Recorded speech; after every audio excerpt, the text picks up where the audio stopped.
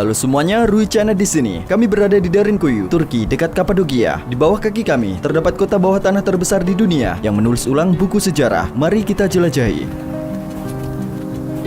Pada awal tahun 1960-an, seorang pria sedang merenovasi rumahnya. Waktu dia merobohkan temboknya, dia menyadari bahwa tembok itu mengarah ke sebuah ruangan misterius. Dia kemudian menemukan terowongan di balik tembok tersebut. Lalu dia membawa penerangan dan mulai menjelajahinya. Ia kemudian menyadari bahwa terowongan ini lebih dalam dari yang ia perkirakan sebelumnya. Namun dia tidak mengetahui bahwa tempat ini merupakan kota bawah tanah terbesar di dunia. Di sini terdapat tempat perlindungan, gudang persediaan. Tentu saja mereka memerlukan binatang ternak, jadi terdapat juga kandang. Ada sekolah misionaris, gereja, gedung pemerintahan, dan area kuburan besar. Tapi bagaimana cara orang-orang ini bernapas? Terdapat tempat ventilasi seperti ini, tapi yang ini ditutup saat restorasi. Ini merupakan tempat perlindungan. Ada satu lagi di sana. Ada yang mengatakan bahwa kota bawah tanah ini dapat menampung hingga 20.000 orang di dalamnya. Dan di sini adalah area dapur. Bagian yang kalian lihat ini adalah tandori, tungku tradisional Anatolia yang terletak di lantai. Mereka biasa menempelkan rotinya di dinding tungku dan memasak daging mereka. Ada 2 panci di sini. Tentu saja terdapat cerobong asap untuk mengeluarkan asapnya. Itu cerobong asapnya. Kalian lihat bagian atasnya ada noda asap. Orang-orang biasa memasak makanan mereka saat malam hari agar tidak ketahuan. Tentunya asap tidak terlihat saat malam hari. Tidak semua keluarga memiliki dapur mereka sendiri. Mereka semua menggunakan satu dapur bersama di area umum. Di ruangan yang kalian lihat ini, mereka biasa menyimpan bahan makanan seperti jelai atau gandum. Tahun 30 setelah Masehi, ketika Yesus Kristus telah menyatakan nubuatnya, jemaat Kristen mula-mula sulit menemukan tempat yang aman bagi mereka. Nyawa mereka terancam. Pada abad kedua, orang-orang Kristen tersebut datang ke Antakya, Kaisari, lalu ke sini. Tentu saja mereka mengetahui cara bersembunyi dari penjajah dengan bersembunyi di bawah tanah. Batu-batu keras yang kalian lihat ini merupakan batuan vulkanik. Batu-batu ini sangat keras karena mereka mulai mengeras saat terpapar udara. Namun jika kalian menggali lapisan ini, kalian bisa melihat bahwa lapisan kedua, ketiga, atau lapisan yang lebih dalam sangat lunak. Dan dengan menggali bebatuan ini, mereka membangun kota bawah tanah di sini. Waktu itu tahun 150-an atau 160-an, tidak lama setelah Yesus lahir. Beberapa kakek nenek mereka mungkin pernah melihat Yesus Kristus. Kekaisaran Romawi waktu itu menganut kepercayaan yang bertentangan dan tidak menyukai orang Kristen. Kekaisaran Romawi amat kejam terhadap mereka. Jadi orang-orang Kristen itu masuk ke bawah tanah untuk melindungi kepercayaan mereka. Mungkin jika orang-orang Kristen ini tidak bertahan di sini, agama Kristen tidak akan pernah tersebar. Di kota bawah tanah yang misterius ini, terdapat hampir semua yang dibutuhkan manusia untuk bertahan hidup. Tapi apa yang terdapat di bagian terdalamnya? Di sini sangat besar.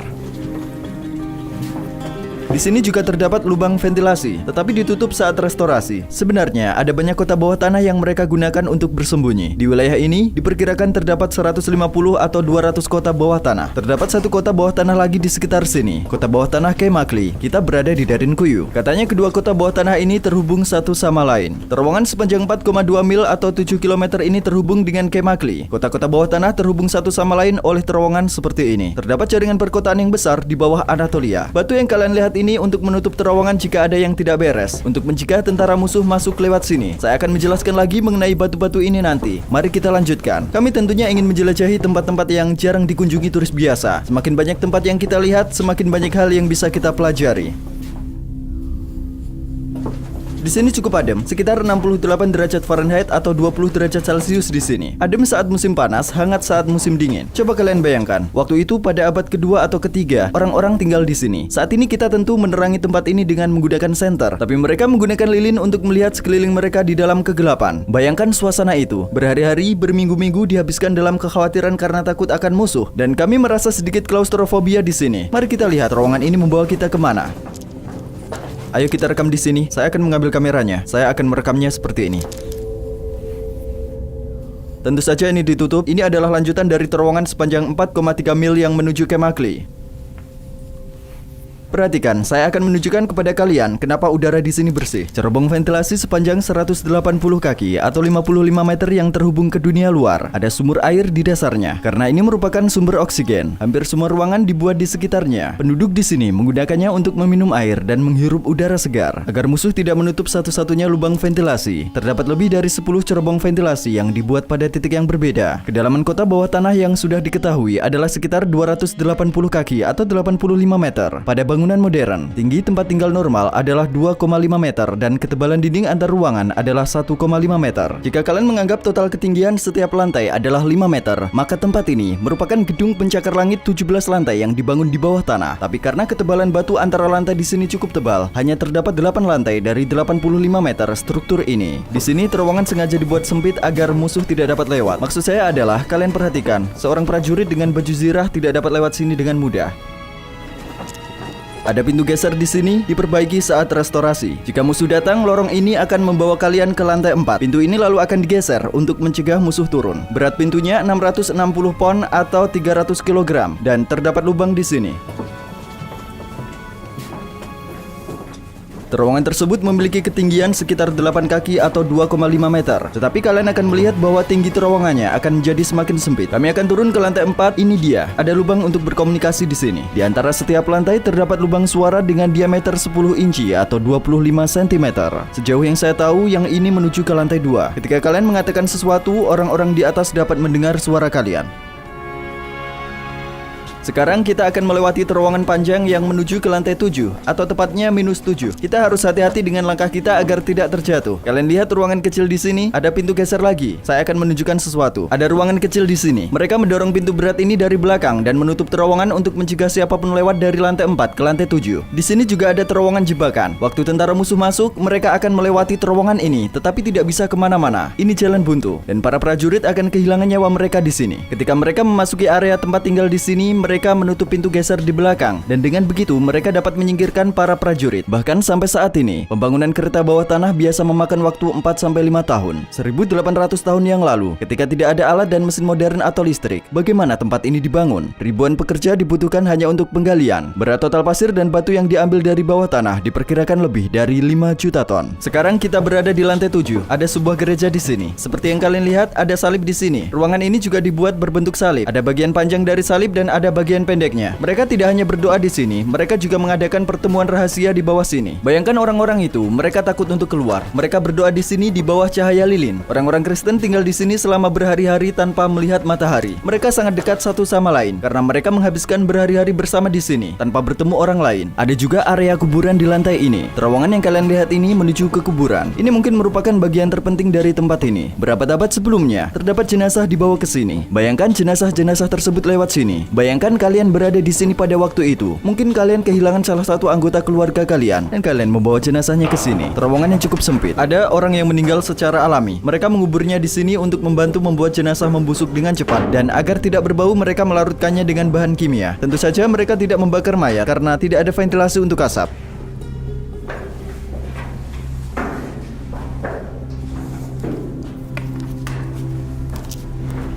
Terlihat seperti menuju ke suatu tempat tetapi tidak ada jalan. Area tertutup. Kemungkinan bahan kimia dan alat untuk membusukkan mayat disimpan di sini.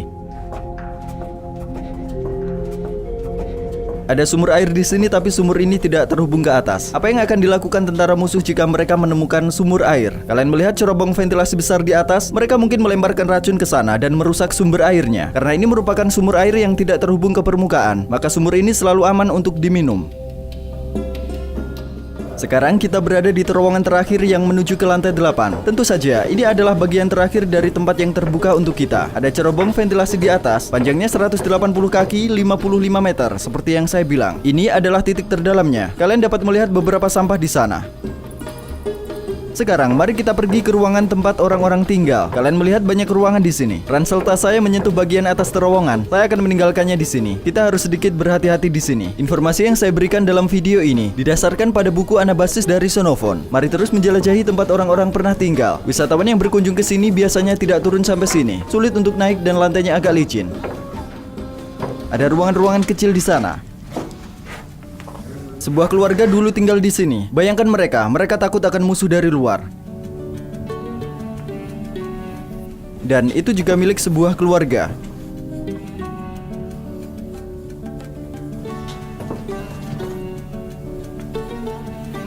Ada terowongan kecil lain di sini. Ini menuju kemana?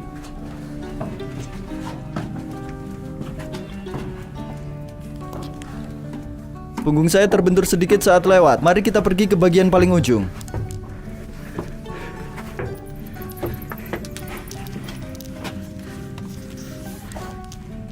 Ditutup.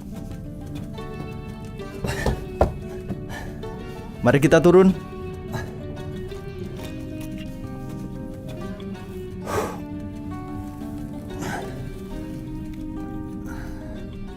Seluruh dunia tertarik akan tempat ini karena ini merupakan kota bawah tanah terdalam. Arkeolog dari seluruh dunia datang ke sini untuk melakukan penelitian. Ada pintu besar di sini. Lubang yang kalian lihat ini untuk melihat siapa yang ada di balik pintu saat pintu ditutup, atau digunakan untuk menembakkan panah atau melempar tombak. Kita berada di area kandang sekarang. Dulu ada hewan-hewan di sini. Ini adalah lubang-lubang kecil tempat hewan diikat. Mereka biasa mengikat hewan mereka di sini. Ini adalah area di mana hewan biasa makan atau minum air. Ada juga palungan di sini.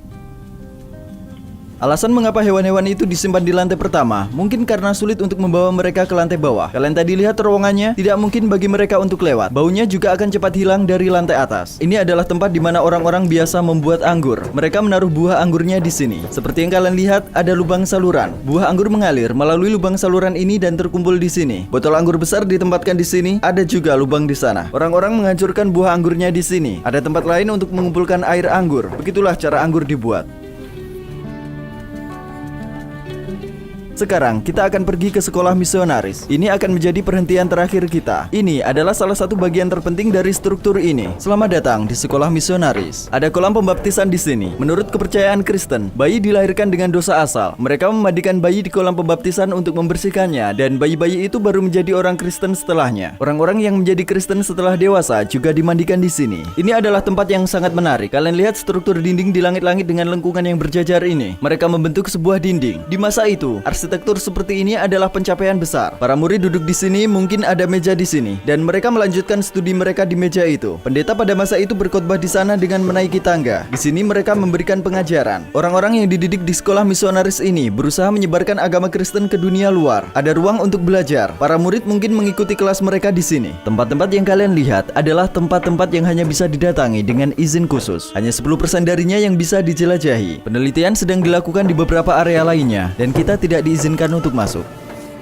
Di segitiga Kayseri, Nigde, dan Nevşehir ada lebih dari 200 kota bawah tanah dengan setidaknya 2 lantai. Beberapa kota ini terhubung satu sama lain dengan terowongan sepanjang bermil-mil. Perlu diingat bahwa kota-kota ini hanya digunakan sebagai tempat perlindungan. Orang-orang tidak tinggal selama bertahun-tahun. Mereka tinggal di sana hanya untuk beberapa saat untuk melindungi keyakinan mereka. Untuk menyaksikan sejarah dan budaya dari tempat yang terbaik, kita semua harus mengambil tindakan yang diperlukan untuk mempertahankan keunikan tempat-tempat ini. Terima kasih telah menonton. Ruhi Channel di sini.